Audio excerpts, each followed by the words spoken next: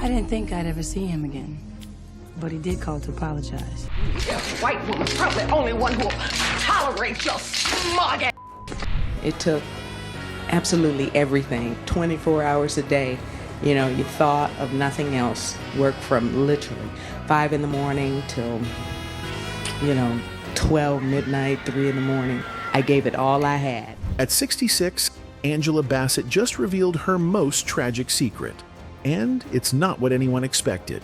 The industry pushed her hard. What's love got to do with it demanded 17-hour shoot days, back-to-back emotional scenes, and the real Tina Turner, watching every move from the sidelines.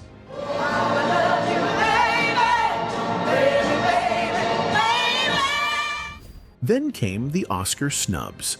First in the 90s, then again in 2023. Cameras caught the reaction, but not the weight behind it. And the Oscar goes to... Jamie Lee Curtis! Meanwhile, her kids were being excluded in preschool because of their skin color, and she couldn't shield them, no matter how famous she was.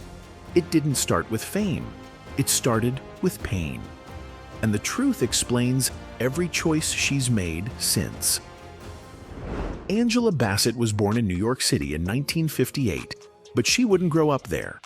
She was only 10 months old when her parents split up, and her mother handed her over to an aunt and uncle in Florida.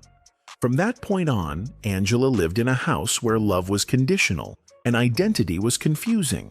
Her aunt took care of her but made it clear this wasn't her child. She said it directly to Angela. "I'm not your mommy. You have a mommy." It didn't matter that Angela was just a baby looking for comfort. There were no blurred lines in that house, just cold reminders. As she got older, that longing for a mother never faded. And then one day, without warning, the phone rang. On the other end was a voice she didn't even recognize. "Hi, Angela. This is your mommy. I'm coming to get you." Angela was confused. That reunion didn't fix anything. In fact, Angela later described those years as some of the toughest in her life. Her mother, Betty Jane, had standards, high ones. There was pride in how you dressed, how you walked, how you spoke. My mother, Betty Jane, she was very strong-willed, determined, simple woman. She had high expectations for her 2 daughters, single mom. But there was also a coldness. Friends and colleagues would later tell Angela, "You must have had a critical mother," because they could see how hard she was on herself. What they didn't know was how deeply that criticism was planted. Angela started keeping a diary when she was 15. It gave her a place to speak freely when she couldn't do that at home. It gave her a voice. And for someone who had been moved around like a package, who had spent her life trying to understand where she belonged, that small act of writing was one of the first things that made her feel real. It wasn't until a high school trip to Washington, D.C. that Angela saw the one thing that would truly shift her path. James Earl Jones was performing in Of Mice and Men. She sat in that theater until everyone else had left, frozen in her seat, quietly crying. It was the first time she realized what performance could do, how it could move people, how it could give meaning to pain. It wasn't therapy, it wasn't healing, but it was expression, and that meant something. Angela didn't say all of this out loud until much later. In interviews, she kept her answers sharp and focused. She knew how to carry herself. But behind the scenes, her childhood had already left scars. It wasn't just the separation. It wasn't just the constant moving.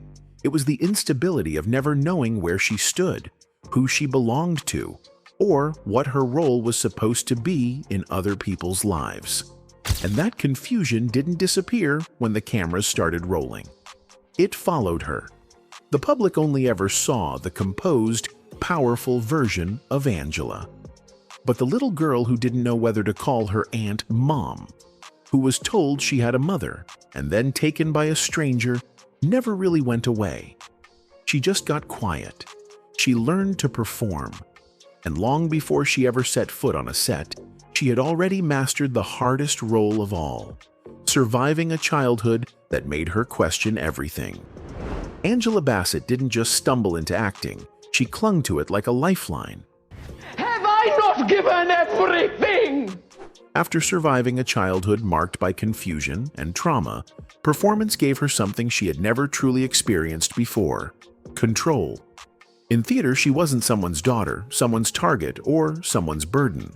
She was the one setting the tone. She could choose who she became. And for the first time, she felt seen. It started during high school when she visited Washington, D.C. on a school trip. James Earl Jones was performing Of Mice and Men, and Angela stayed glued to her seat long after the final curtain call. She cried quietly in the dark, overwhelmed by the power of what she had just witnessed. It wasn't just entertainment, it was release.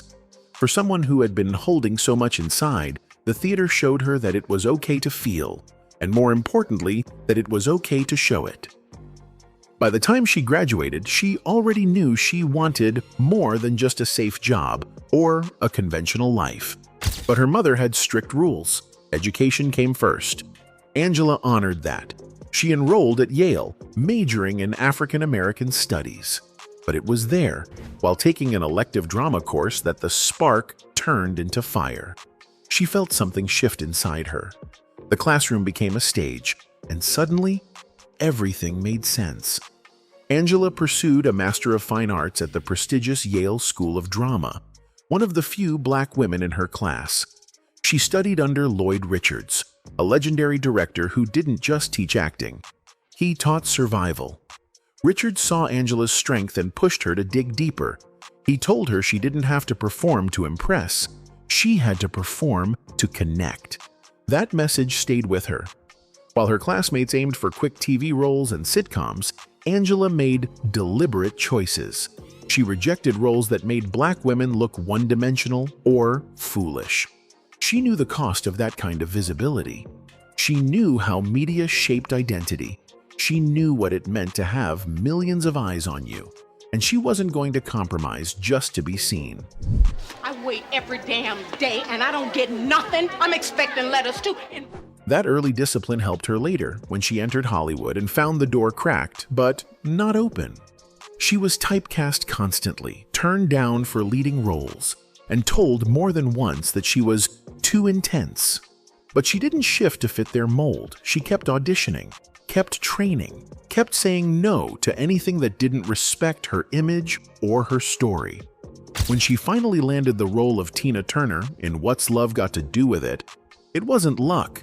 It was years of sharpening her tools, years of facing silence, rejection, and trauma, and not letting any of it define her. The critics praised her power and physicality, but what they didn't see was that this wasn't just a performance, it was a reclamation. Angela had spent a lifetime carrying pain. Now she had a stage to do something with it. The theater didn't erase her past, but it gave her somewhere to place it. It gave her dignity, it gave her purpose, and it gave her a career path that didn't ask her to pretend everything had been okay. It asked her to use the truth, and that, finally, was something Angela knew how to do. Angela Bassett had already proven she was a serious actress, but nothing prepared her for What's Love Got to Do with It. This wasn't just a breakout role, it was an emotional gauntlet. The biopic demanded that she become Tina Turner in body, voice, movement, and trauma, and it nearly broke her. It took absolutely everything, 24 hours a day. You know, you thought of nothing else. Worked from literally 5 in the morning till, 12 midnight, 3 in the morning. I gave it all I had. The casting process was rushed. Angela got the part just weeks before production started, after Whitney Houston dropped out due to her pregnancy. She had no time to train vocally, so she learned to lip-sync to Tina's voice, down to every breath and nuance. That alone was brutal. Tina Turner's singing style is spontaneous, explosive, full of unpredictable energy. Angela had to memorize not just lyrics, but the rhythm of someone else's pain. She didn't just have to act like Tina. She had to relive what Tina went through. And that meant acting through scenes of physical, emotional manipulation, and complete degradation, over and over, for 16 hours a day. Angela said the filming schedule pushed her to the edge. She had panic moments before rehearsals, whispered breakdowns where she asked herself if this role was setting her up to fail. But she never walked away. She put her heels on, pulled her wig down, and walked back into the fire. And then there was Tina herself. Tina Turner didn't just endorse the film, she showed up to the set.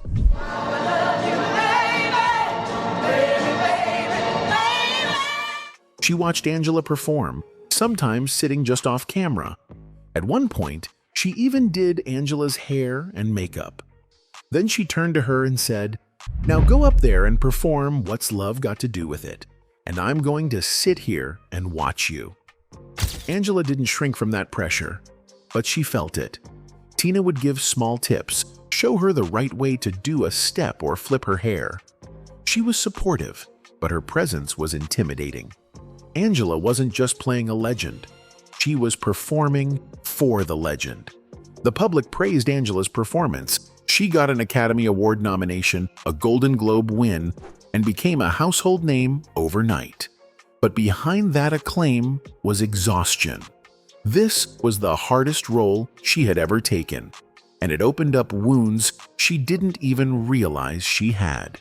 When Tina's story required her to cry, scream, or fight, Angela wasn't just acting. She was channeling real pain, childhood pain, the kind that never fully goes away. There's something no critic or audience member can fully understand unless they've lived it. Angela wasn't pretending to be a woman surviving abuse. She was reliving what it meant to lose control, to be violated, to have your body and identity dictated by someone else. The role became more than acting. It was exorcism. The camera stopped rolling, but the emotional weight didn't leave. Angela carried it long after filming wrapped. She said it was the most demanding role of her career. And not just because of the schedule. It was the subject matter. It was the vulnerability. And it was the haunting knowledge that some parts of Tina's life mirrored her own. I'm Tina Turner. My husband and I just had a fight. What's Love Got to Do with It made Angela Bassett a star, but it also reminded her of everything she'd spent a lifetime burying. It brought the past back to the surface, and while it earned her respect, it came at a cost few people could see. Angela Bassett's rise in Hollywood came with headlines, awards, and high expectations. But behind all of that, she was quietly fighting a battle that most people never knew about. For 7 years, she and her husband, Courtney B. Vance, tried to have children. It wasn't just a personal desire. It became a grueling emotional journey filled with disappointment, isolation, and quiet suffering. She never made a spectacle of it. There were no interviews or public breakdowns. But in private, Angela was going through the process of in vitro fertilization, again and again, with no success. She was injecting hormones, going to early morning appointments, enduring constant monitoring, and hoping every cycle would be the one. But the phone calls kept coming back with bad news. The procedures failed. The embryo didn't take. The tests weren't promising. 7 years of heartbreak, and 7 years of pretending everything was fine. Angela later said she used to look in the mirror and wonder if something was wrong with her body. She knew how to take care of herself. She had built a career on discipline and endurance, but this wasn't something she could push through. No amount of willpower could guarantee motherhood. Courtney Vance stood by her through it all. They prayed, they leaned on each other, and eventually, they made the decision to pursue surrogacy. It wasn't an easy choice, especially for Angela. She had to let go of control, hand over her hopes to a stranger, and put faith in a process she couldn't direct. But they did it, and on January 27, 2006, their twins, Bronwyn and Slater, were born. Angela called it a dream come true, but that dream was built on years of silence and suffering. People saw the red carpet photos with the babies. They heard the interviews where she smiled and talked about family. What they didn't see was the woman who had spent nearly a decade wondering if she would ever become a mother at all. And even after the twins arrived, the guilt didn't go away. Angela was a working actress, juggling scripts, sets, and press runs. She often felt torn between career obligations and motherhood. In 2024, she admitted to People that she still struggles with it. She worries about the long hours. She worries about missing moments. But she hopes her children will see the bigger picture, that their mother chased her dreams, worked relentlessly, and never let obstacles define her worth. She tries to set the tone at home. Angela calls herself the good cop, while Courtney plays the more consistent disciplinarian. They balance each other. But the emotional weight of finally becoming a mother, and the years of pain it took to get there, never fully fades. For Angela, motherhood wasn't automatic. It was earned. It came through loss, resilience, and faith. And the scars from that journey are part of who she is. When people praise her as a powerful woman, what they don't realize is that power came from surviving battles no one else could see. Angela Bassett had always known how to survive in a world that didn't always make space for women like her. But when she became a mother, especially to Black children, the stakes changed. The pressure wasn't just about succeeding anymore. It was about protecting. And early on, she realized even that wouldn't be easy. Her twins, Bronwyn and Slater, were barely 4 years old when they experienced something no child should have to process: racial rejection. Angela recalled moments when other children hesitated to play with them simply because they were Black. These weren't confrontational scenes, no shouting, no slurs, but the message was still clear. Angela called it color issues. 4-year-olds already learning who belongs and who doesn't. She tried to explain it the way most parents do, carefully. She reminded herself that children aren't born with hate. They learn it from what they see and hear. But as a mother, knowing the source of racism doesn't make it easier to watch your child face it. Angela was devastated, not surprised, just heartbroken. She had spent her whole life working to break down doors for Black women in entertainment. But no award, no performance, no barrier she broke would shield her children from the world she thought she was helping to change. It's one thing to fight racism in Hollywood. It's another to explain to a preschooler why they're being excluded on the playground. Angela started having different kinds of conversations at home. Conversations about self-worth, about pride, about knowing who you are even when the world tells you something else. She didn't dramatize it. She made it part of the routine, part of the armor they'd need to carry. But even with those lessons, the guilt stuck with her. Working long hours on set, missing certain school events, knowing her children were facing subtle discrimination when she wasn't there to intervene. In a 2024 interview, she admitted that she often feels torn between being present as a mother and continuing to build the legacy she's spent decades fighting for. Still, Angela believes there's value in her kids seeing her work. Seeing a Black woman leading shows, making decisions, walking into rooms with confidence. She wants them to witness not just success, but effort. And she hopes that by watching her, they'll understand the importance of perseverance. Angela and Courtney didn't raise their children to be silent. They taught them to speak up, to recognize injustice early, and to carry themselves with pride. But Angela still worries, because no matter how prepared they are, the world isn't always kind to Black children, especially the ones who know their worth. For Angela, parenting hasn't just been about love or guidance. It's been about preparing 2 young Black lives for a world she knows too well.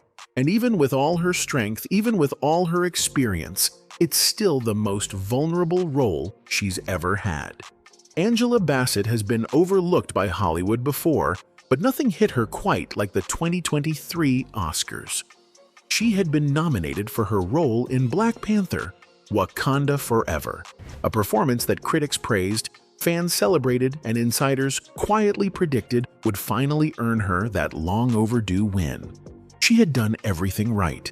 Shown up, played the part, carried the emotion, and delivered a character that anchored an entire franchise. But when the envelope opened, it wasn't her name. It was Jamie Lee Curtis. Angela didn't smile. She didn't clap. She didn't pretend. She sat still, visibly stunned, emotionally drained. The Oscar goes to... Jamie Lee Curtis! The internet immediately lit up.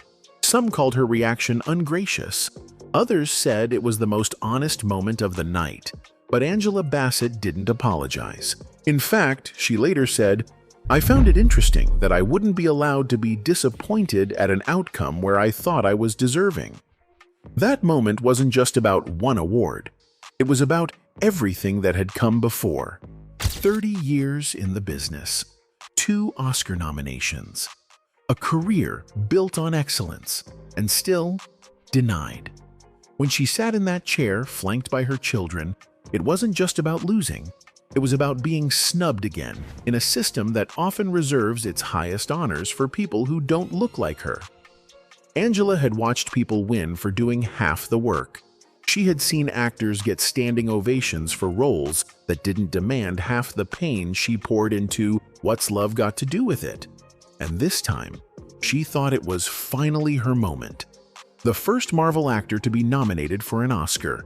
The face of a film that broke barriers. But once again, Hollywood reminded her that critical acclaim doesn't always mean recognition. She took the loss with poise, but her children saw the pain. They were supremely disappointed, she said, and in that moment, it became a lesson. She told them, "Hold yourself. Go to the parties with grace. Keep one foot in front of the other." That was her way of protecting them, teaching them how to carry disappointment without shrinking. You deserve this more than anything, Mom. Long overdue. But privately, Angela was clear. This wasn't just a bump in the road. It stung, and it still does. She later told Oprah, "I was gobsmacked. It was a supreme disappointment, and disappointment is human." She wasn't bitter, she was honest. And in a business built on image, that kind of truth is rare. For Angela, the Oscar loss wasn't about ego. It was about acknowledgement, about decades of work that went uncelebrated. And while she'll likely be remembered as one of the most talented actresses of her generation, the absence of that statue is a quiet wound. Not because she needs validation, but because she earned it. Angela Bassett is more than the characters she plays. She is more than the awards she didn't win. More than the pain she survived. More than the silence she's broken. At 66, she's finally revealing pieces of her story that most people never knew existed, not because she wants pity, but because telling the truth is power, and her truth has never been pretty. She was raised by people who loved her with limitations. She survived violations in her own home. She spent years climbing an industry that kept moving the goalpost, and she did it all while maintaining grace, raising children, loving a husband, and showing up for roles that demanded everything she had. That kind of strength doesn't come from fame. It comes from knowing what it costs to be ignored, misunderstood, or underestimated. Her story hits hard because it's not just about her. It's about every Black woman who had to shrink herself to survive. Every woman who said, "I'm okay," when she wasn't. Every artist who was told, "Not this time," even after giving everything. Angela's life is a mirror for the pain we carry, for the strength we fake, and for the dignity we fight to protect. She doesn't need to explain herself anymore. Her legacy is secure, but her story? It still needs to be told. Because the real tragedy isn't what happened to Angela, it's how long it took for people to listen. Anyway, that's it for the video, folks. Bye.